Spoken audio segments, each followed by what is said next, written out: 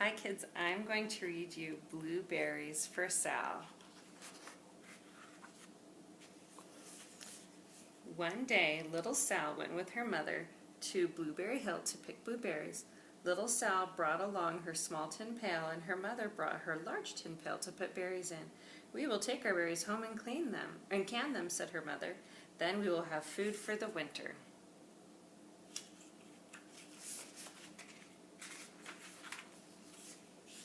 Little Sal picked 3 berries and dropped them in her little pail.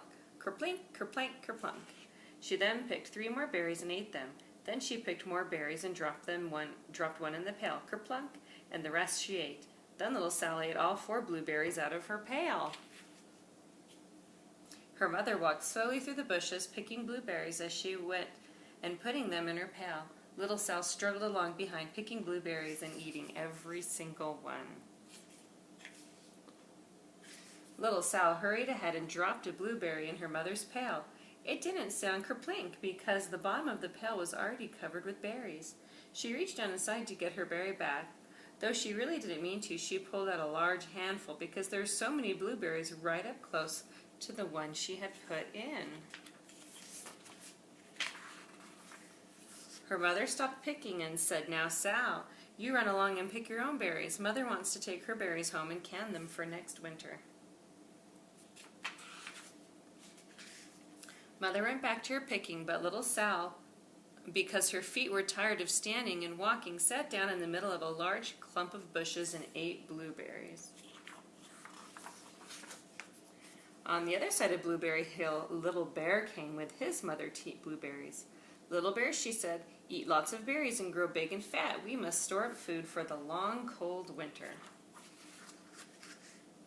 Little Bear followed behind his mother as she walked slowly through bushes eating berries. Little Bear stopped now and then to eat berries. Then he had to hustle along to catch up. Because his feet were tired of hustling, he picked out a large clump of bushes and sat down right in the middle and ate blueberries. Over on the other side of the hill, little Sal ate all of the berries she could reach from where she was sitting. Then she started out to find her mother. She heard a noise from around a rock and thought, "That's my mother walking along." But it was a mother crow and her children, and they stopped eating berries and flew away, saying, "Caw, caw, caw." Then she heard another noise in the bushes and thought, "That is surely my mother. I will go that way." But it was Little Bear's mother instead. She was tramping along eating berries and thinking about storing up food for the winter. Little Sal tramped right along behind. Some good parenting. By this time, Little Bear had eaten all the berries he could reach without moving from his clump of bushes. Then he hustled off to catch up with his mother. He hunted and hunted, but his mother was nowhere to be seen. He heard a noise from over the stump and thought, "That is my mother walking along." But it was Mother Partridge and her children. They stopped eating berries and hurried away. Then he heard a noise in the bushes and thought, "That's surely my mother. I will hustle that way." But it was Little Sal's mother instead. She was walking along picking berries and thinking about canning them for next winter. Little Bear hustled right along behind. Little Bear and Little Sal's mother and Little Sal and Little Bear's mother were all mixed up with each other among the berries on Blueberry Hill. Oh, look at, there's Baby Bear and Sal's mom, and there's Sal and Mama Bear. All glums. Little Bear's mother heard Sal walking along behind and thought it was Little Bear and said, "Little Bear, munch, munch, eat all you can possibly hold." Swallow. Little Sal said nothing. She picked 3 berries and dropped them, kerplink, kerplank, kerplunk, in her small tin pail. Little Bear's mother turned around to see what on earth could make a kerplunk noise. "Garoof!" she cried, choking on a mouthful of berries. "This is not my child. Where is Little Bear?" She took one good look and backed away. She was old enough to be shy of people, even a very small person like Little Sal. Then she turned around and walked off very fast to hunt for Little Bear.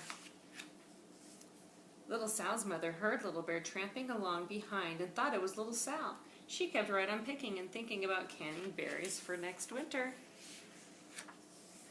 Little Bear padded up and peeked into her pail. Of course, he only wanted to taste a few of what was inside, but there were so many and they were so close together that he tasted a tremendous mouthful by mistake.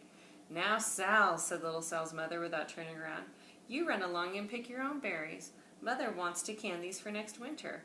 Little Bear tasted another tremendous mouthful and almost spilled the entire pail of berries. Little Sal's mother turned around and gasped, "My goodness, you are not Little Sal. Where, oh where is my child?" Little Bear just sat munching and swallowing and licking his lips. Little Sal's mother slowly backed away. She was old enough to be shy of bears, even very small bears like Little Bear. Then she turned and walked away quickly to look for Little Sal. She hadn't gone very far before she heard a kerplink, kerplink, kerplunk. She just knew what had made that kind of noise. Little Bear's mother had not hunted very long before she heard a hustling sound that stopped now and then to munch and swallow. She knew just what made that kind of noise. Little Bear and his mother went home down one side of Blueberry Hill, eating blueberries all the way, and full of food stored up for next winter. And Little Sal and her mother went down the other way of Blueberry Hill, picking berries all the way, and drove home with food to can for next winter. A whole pail of blueberries and 3 more besides. Oh, and look at there, they are canning their berries. The end. I love you very much. Thanks for letting me read this book to you. See you soon.